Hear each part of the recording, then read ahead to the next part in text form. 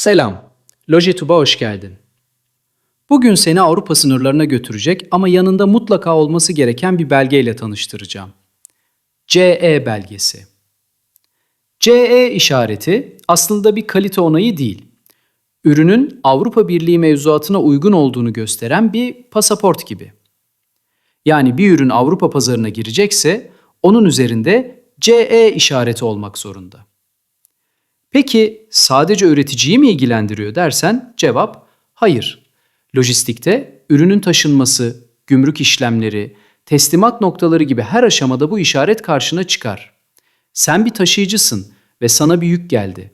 Kutuların üzerinde CE yoksa ne olur? Ürün yolda geri döner. Hatta bazı gümrüklerde el konulabilir.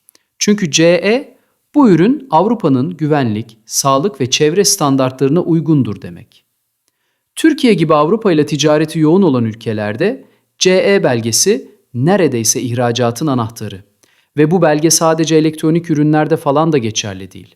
Oyuncaktan ambalaja, makinelerden medikal ürünlere kadar yüzlerce ürün grubu CE kapsamına giriyor. Peki bu belgeyi kim alıyor? Genelde üretici ya da ithalatçı alıyor. Ama lojistikçiler için de çok kritik. Çünkü taşıma sırasında oluşabilecek her sorun CE'siz bir ürün yüzünden olabilir. Ve CE belgesi olmayan ürün taşırsan senin de süreçlerde kusurlu zincir halkası olarak sorumluluğun doğabilir. Türkiye'de bu belge için Türk Standartları Enstitüsü TSE yetkilidir. Avrupa'da ise her ülkenin kendi Notified Body'si yani bildirilmiş kuruluşları var. Fransa'daysan başka, Almanya'daysan başka bir kuruma başvurman gerekir. Yani belgeyi almak öyle bir günde olan bir şey değil. Oldukça teknik bir süreç. CE belgesi almanın maliyeti sektörüne göre değişiyor. Ama faydasına bakınca Avrupa pazarına açılan her üründe yer alması neredeyse bir zorunluluk.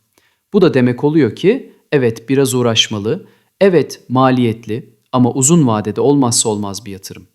Operasyonel olarak da zorluklar var elbette. Her ürün için teknik dosya hazırlanması gerekiyor, testler yapılmalı, takip edilmeli. Yani belgeyi aldım iş bitti değil. Güncel mevzuatlara göre ürününü sürekli kontrol altında tutman gerekiyor. Toparlayacak olursak, CE sadece bir logodan ibaret değil. Lojistikte yer alan herkesin, ister üreticiyle doğrudan çalışsın, ister taşıma işi yapsın, bu işareti tanıması gerekiyor. Çünkü o ürünün Avrupa'ya geçip geçemeyeceğini belirleyen detay bazen sadece bu küçücük işaret. Eğer bu bölümü podcast'ten dinliyorsan takip etmeyi unutma. YouTube'daysan da beğen tuşuna basmayı ve abone olmayı sakın unutma. Bir sonraki bölümde görüşmek üzere.